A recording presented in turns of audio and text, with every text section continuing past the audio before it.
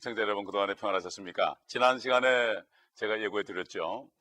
오늘은 그 하나님의 백성에 대한 경고에 관해서 우리가 공부하도록 하겠습니다. 첫째는 지금 우리 시대에 있는 하나님의 백성과 자녀들에 대한 경고고, 둘째로는 휴거되지 못하고 환란에 넘어갔지만 그 속에서 그래도 믿고 계명을 지키면서 끝까지 견디는 사람들을 향하여서 주시는 메시지입니다. 그 큰 짐승인 적그리스도인 바로 큰 바벨론으로부터 나오라는 이러한 경고죠.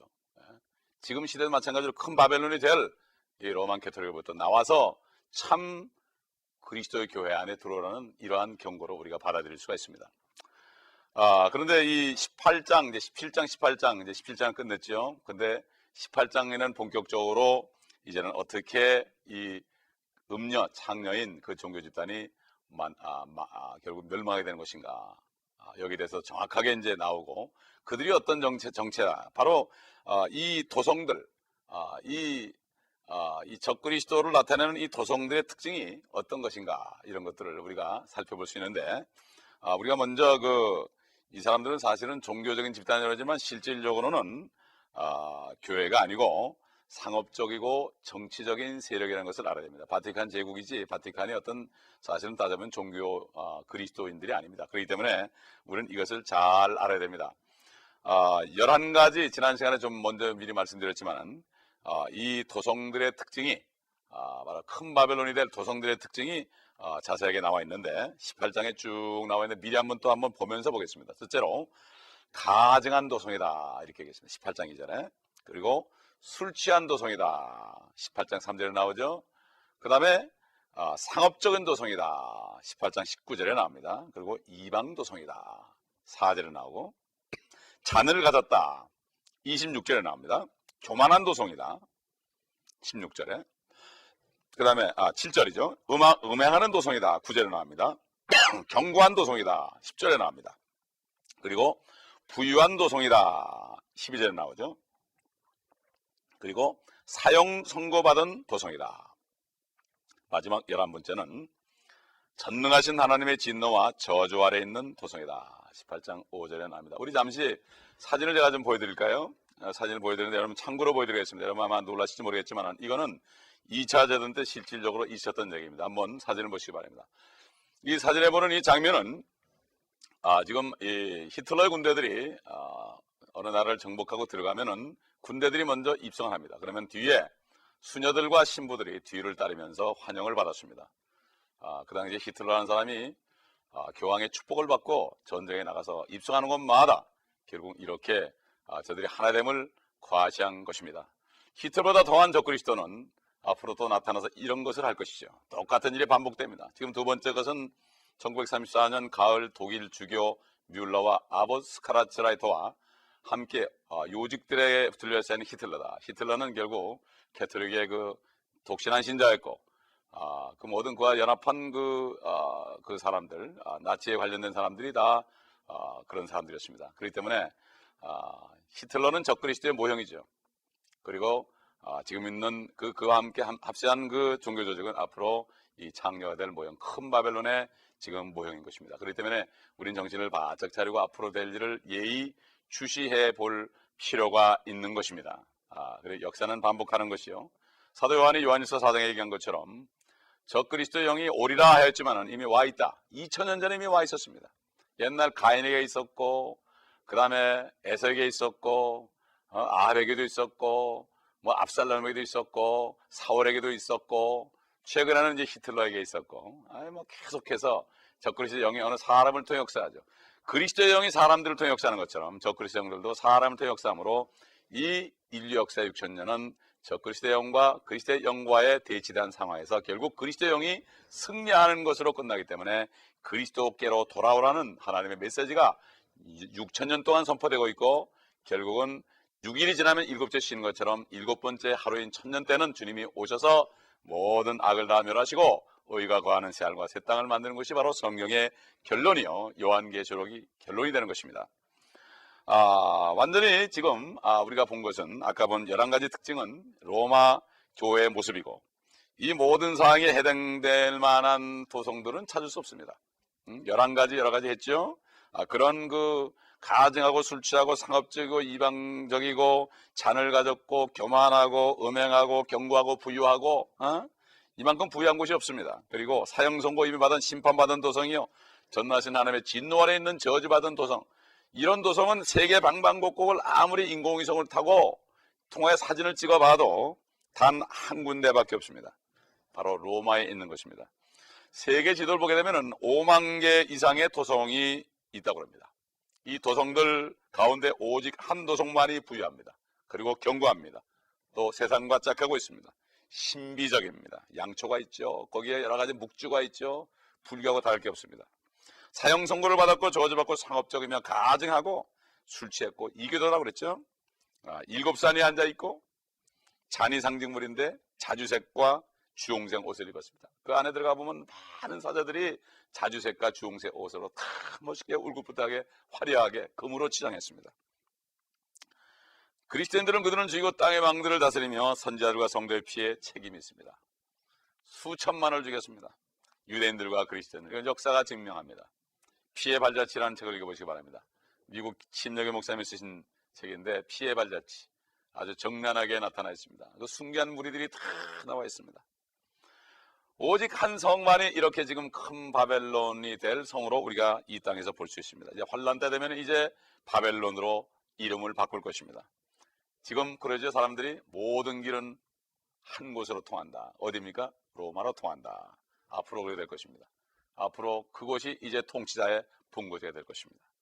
우리 계속해서 우리 요한계시록 18장을 한번 말씀을 통하여 한번 보도록 하겠습니다. 하나하나 보도록 하겠습니다. 아까 11가지는 말씀 전체를 봤지만 이제 하나하나 말씀을 통해서 한번 보겠습니다. 18장 1절, 이 일들 후에 내가 보니 또 다른 천사가 큰 권세를 가지고 하늘에서 내려오는데 땅이 그의 영광으로 환하여지더라.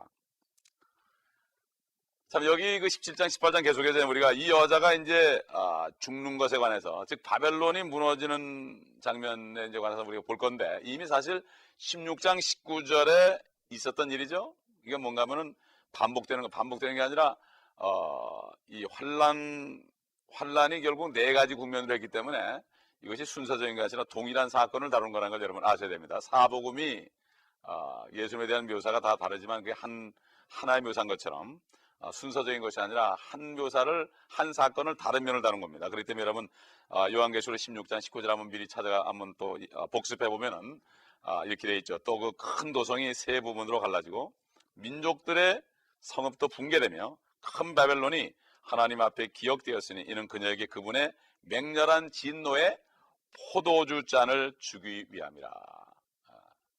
이게 16장에 나온 말씀이지만 이게 실제 18장에도 계속 이것이 이루어지죠. 동일한 사건을 했습니다. 그래서 18장 2절을 보도록 하겠습니다. 그가 큰 음성으로 힘있게 외쳐 말하기를 큰 바벨론이 무너졌도다 무너졌도다. 마귀들의 거처가 되었고 온갖 더러운 영의 소굴이요 모든 더럽고 가증한 새의 소굴이다. 여기 지금 마귀, 또 더러운 영, 그리고 더럽고 가증한 새와 연결된, 이것이 바로 새와 연결이 됐다는 걸 알 수가 있죠. 이 성경에 보게 되면은 요한복음, 마태복음 3장에 보게 되면 주님이 요단강에서 침례받고 올라오실 때 하나님이 말씀하셨죠. 이는 사랑하는 내 아들이요 내가 기뻐하는 자라. 그러면서 성령이 비둘기처럼 임했습니다. 하나님의 거룩한 영은 비둘기로 임하지만 사탄이는 더러운 새들로, 다른 새들로 임한다 이거죠. 그래서 새라는 것은 성경에 보면은 대부분 다 불결한 그 악한 영들과 관련이 되어 있습니다. 그래서 여러분 그 마태복음 13장 19절에 그 씨 뿌리는 비유에서 주님이 설명한 거 한번 다시 볼까요? 잘 아는 말씀이죠. 보게 되면은 마태복음 13장 보면 누구든지 왕국의 말씀을 듣고 깨닫지 못할 때에는 악한 자가 와서 그 사람의 마음에 뿌려놓은 것을 빼앗아 가나니, 길가에 씨가 뿌려졌다는 것은 곧 이 사람을 두고 말하는 것이죠. 성경 말씀을 들어도 이 마음이 길가같이 반질반질하니까 말씀에 씨가 들어가지 못하고 굴러다니니까 새가 먹어버린다. 마귀가 최고입니다. 한 귀로 듣고 한 귀로 나가는 거죠. 보면 주일날 설교라고 그 다음 주일에 와가지고 성도들에게 지난주 설교가 무엇입니까? 많은 사람이 기억을 못해요. 예? 이게 다 뺏긴 겁니다. 그러므로 도둑은 도둑질하고 죽이고 멸망시킵니다. 도둑이 누굽니까? 마귀입니다. 마귀가 뭘 도둑질합니까? 말씀을 도둑질합니다. 말씀이 도둑질 당하면 죽는 겁니다. 멸망당하는 겁니다.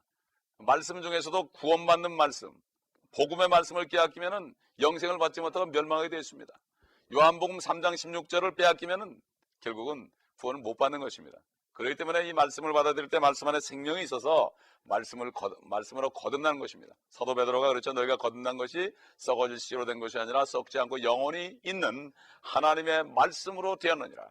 말씀이 바로 태초에 계셨고 말씀이 하나님과 함께 계셨고 말씀이 하나님이신데 그 말씀 안에 생명이 있었는데 이 말씀은 사람들의 빛이라고 사도 요한은 증거했습니다.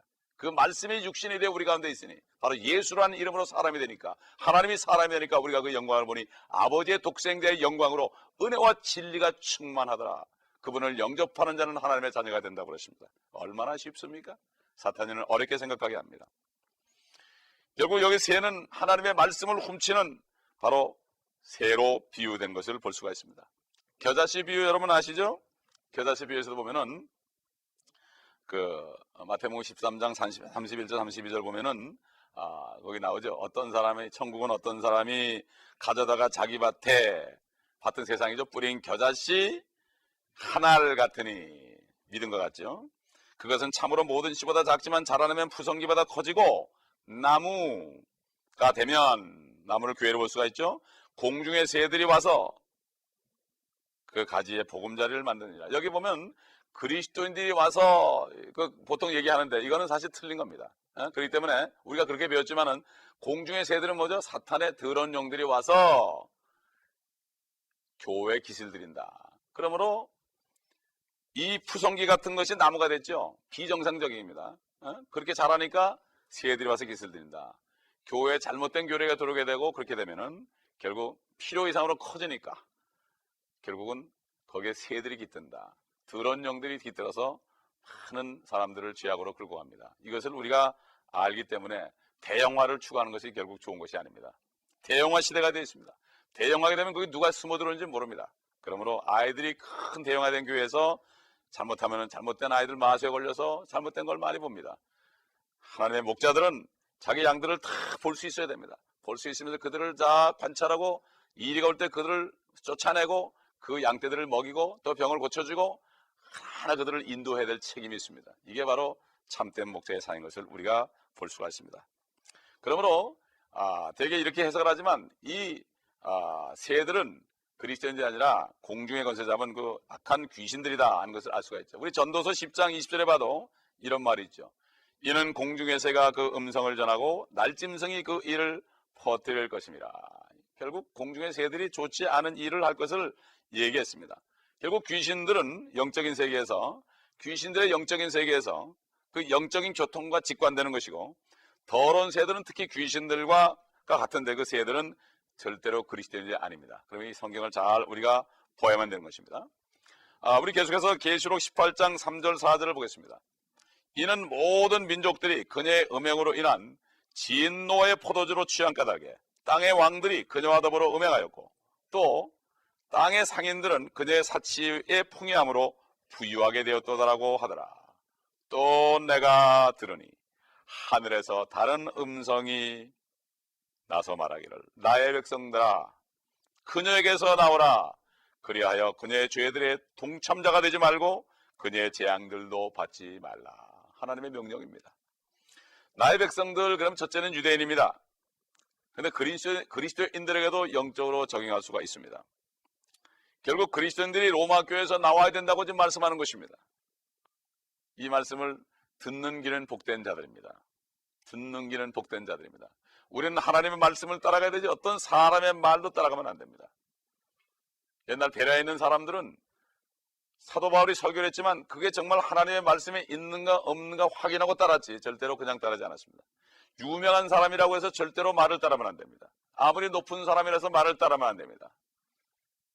유명한 목사라고 말을 따라도 안 되고 유명한 사제라고 말을 따라도 안 되고 교황의 말도 따르면 안 됩니다. 하나님의 말씀만을 따라가야 됩니다. 이것이 바로 그리스도인입니다. 말씀이 바로 하나님이시기 때문입니다. 그렇기 때문에 이 말씀에 내 백성아 거기서 나오라고 그럽니다. 지금 요한계시록 17장 18장을 보시고서도 이것을 깨닫지 못한다면 눈이 멀어 있는 것입니다. 눈을 뜨시기를 바랍니다. 바디메오는 사실 영적인 눈이 떠야 했습니다. 예수님을 향해서 다윗의 자손 예수여 나를 불쌍히 여겨달라고 그랬습니다. 그러나 영적인 눈은 띄었지만 육신적인 눈은 멀었습니다. 그러나 그 당시에 예수님을 따라가던 사람들은 수많은 사람들이 있었습니다. 지혜자들을 포함해서 수많은 사람들이 있었지만 그들은 육적인 눈은 열렸지만 영적인 눈은 닫혀서 그 예수가 바로 하나님인 것을 몰랐습니다. 그러나 이 바데메오는 소경이었지만은 육신적인 소경이었지만 영적인 눈이 열렸기 때문에 그가 지나갈 때 바로 그가 다윗의 자손으로 오시는 하나님의 아들 예수 그리스도라는 것을 알았습니다. 그는 눈이 뜨이자마자 주님을 따라갔습니다. 여러분은 어떻습니까? 육신적인 눈이 띄었습니까? 영적인 눈이 띄었습니까? 어떻습니까? 우리는 영적인 눈이 띄어야 됩니다. 이 말씀은 영적인 눈을 통해서 볼 수 있습니다. 눈이 있어도 보지 못하고 귀가 있어도 듣지 못하는 것은 욕심을 가지고 하나님을 믿지 않고 하나님의 말씀을 아예 믿지 않으려고 마음을 닫는 사람들에게는 하나님이 눈을 가려놓고 귀를 막아 놓습니다. 이게 바로 저주인 것입니다. 여러분 다 영적인 눈이 뜨시기를 예수 그리스도의 이름으로 축복을 드리겠습니다. 제가 이렇게 기원을 하겠습니다. 사실 원래 여기 큰 바벨론에 대한 문맥이 예레미야서 51장 5절로 7절에 나오는데 이스라엘이 마지막 때 로마 교회에서 벗어난 뜻입니다. 유대인들은 아직 예수님을 모르기 때문에 그들은 환란에 넘어갑니다. 그러나 환란 때가 돼서 그들이 바로 이제 알게 됩니다.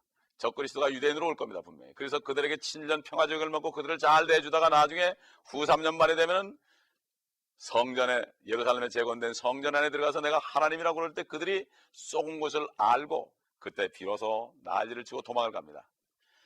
그러므로 이것은 앞으로 유대인들에게 내 백성아 그 여인에게서 나오라, 큰 바벨론에서 나오라, 이렇게 미리 말씀하고 있는 것이고 유대인들이 나중에 이 성경을 읽을 것입니다.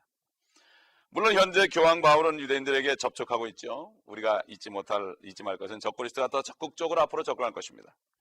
그는 평화적을 맺어서 유대인과 그 약조에 서명하지만 그 뒤에 약속을 깨뜨릴 것이라고 다니엘 선지자가 미리 다니엘서 9장 27절에 예언했습니다. 한번 찾아볼까요? 다니엘서 9장 27절.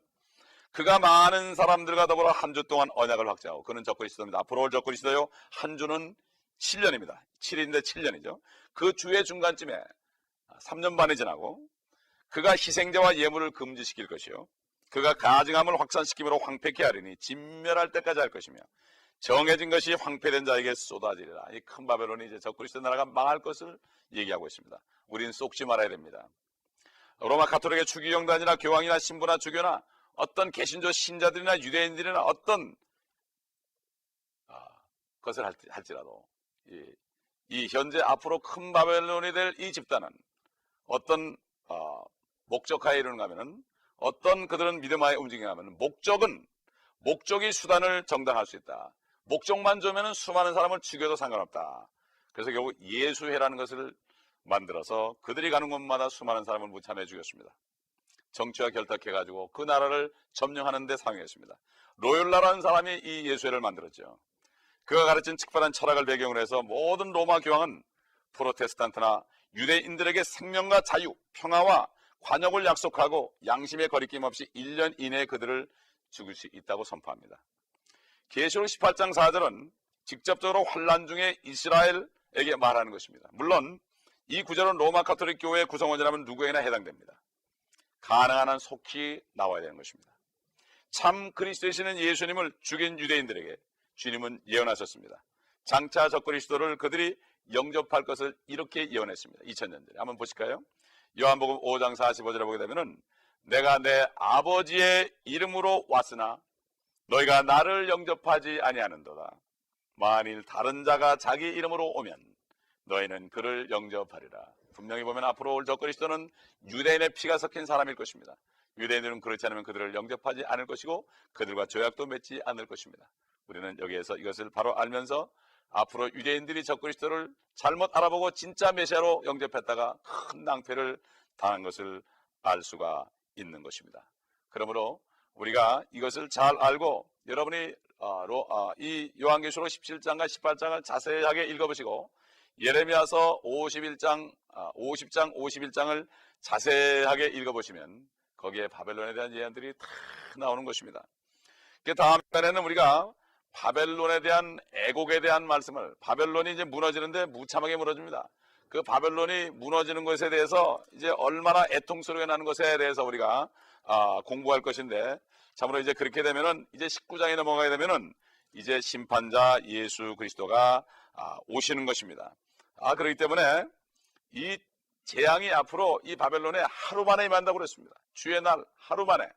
인류 역사 6,000년 동안 마음대로 적그리스도가 사탄이가 이 땅을 통치했지만, 그러나 예수 그리스도가 이 땅에 재림하시면 그것이 바로 여호와의 날이요 주의 날이요, 모든 선지서들의 예언엔 요엘서라든가 하박국이라든가 나훔이라든가 스바냐라든가 스가랴라든가 말락이라든가 수많은 선지서, 에스겔서, 예레미야서, 이사야서, 많은 선지서, 시편까지 기록된 모든 말씀이 바로 하나님 아들 예수 그리스도가 다시 이 땅에 이제 심판하러 오시는 그 날을 바로 주의 날이요 여호와의 날이요 애통의 날이요 흑암의 날이요 고난의 날이라고 이렇게 얘기했고, 앞으로 이 마지막 적그리스도와 그 창녀 조직인 로만 가톨릭이 될 큰 바벨론은 바로 하루 만에 앉아 있다가 그들은 망하게 돼 있고, 그들은 나는 여왕으로 앉아 있고 과부가 아니고 슬픔을 당하지 아니하리라 이렇게 얘기했지만, 재앙들이 하루 만에 닥칠 것을 얘기했고, 죽음과 슬픔과 기근이 하루 만에 닥칠 것을 얘기했고,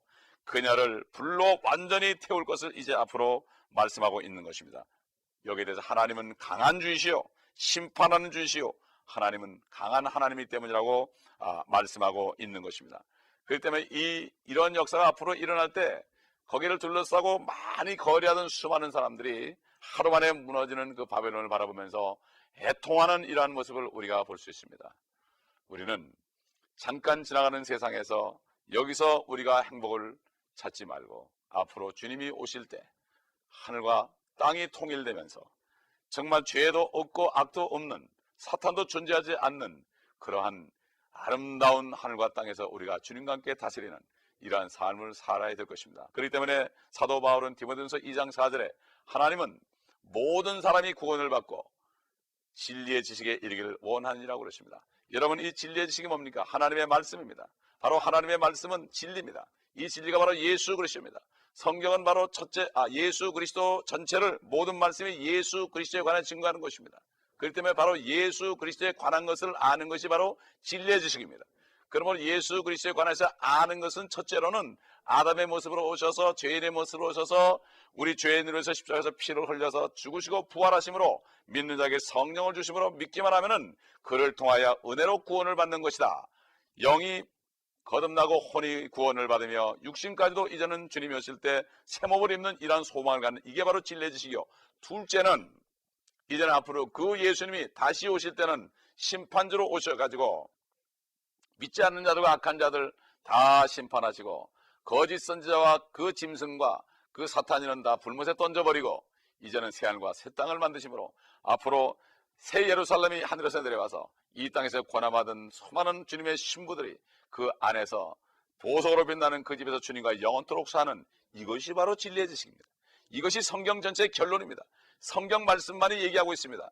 그러므로 이 성경은 반드시 이루어지기 때문에 과거, 현재, 미래, 역사책이라고 그랬습니다. 그러므로 여러분, 이것은 분명히 이루어집니다. 하나님이 말씀한 것은 더딜지라도 이루어집니다. 태초에 천지를 창조하실 때 빛이 있으라고 그럴 때 빛이 있었습니다. 하나님의 말씀은 시간 문제지 분명히 이루어지는 것을 여러분 알아야 됩니다. 여러분, 누구를 믿겠습니까? 모든 사람은 거짓말쟁입니다. 그러나 하나님만 참되십니다. 참되신 진리의 말씀을 여러분 받아들이시고 이 한 권밖에 없는 주신 이 성경 말씀, 이 말씀을 다 읽고 소화해서 하나님의 나라의 영적인 세계에 대해서 우리가 완전히 알아야만 이 땅에서도 옳은 삶을 살 수가 있고 앞으로 진정한 소망 속에 살 수가 있습니다. 내 백성이 지식이 없어 망한다고 그랬습니다. 구원은 받았을지라도 지식이 없으면 이 땅에서 성공적인 삶을 살지 못하고 영원함을 준비하지 못하고 이 땅에서 먹고 마신 것 때문에 고통받다 삽니다. 주님이 말씀하셨던 까마귀를 봐라. 까마귀는 곡식을 모아들이지 않아도 하나님께서 먹여 살린다고 그랬습니다. 여러분, 먼저 하나님 나라 구원을 구하십시오. 그러면 이 모든 먹을 것과 입을 것을 공급하십니다. 창조주의 말씀을 믿으시기 바랍니다.